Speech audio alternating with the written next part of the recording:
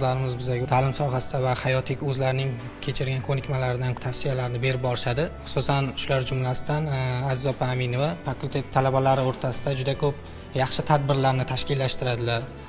O'sha fakultet yoshlariga o'zlarining yaxshi tavsiyalarini berib, ularni oldinga chorlab, o'zlarining motivatsiyalarini berib, tadbirlarda ishtirok etadi. Ma'naviy va sport tadbirlarini tashkil etib, talabalarni birlashtiradilar.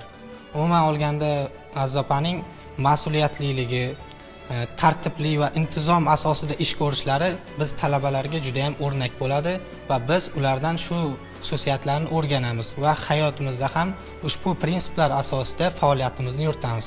Aziz opa kabi insonlar, ya'ni ayollar ko'payishini va fakultetimizda, universitetimizda talaba qizlarning faolligini oshishida yana bir zamin bo'lishini xohlayman.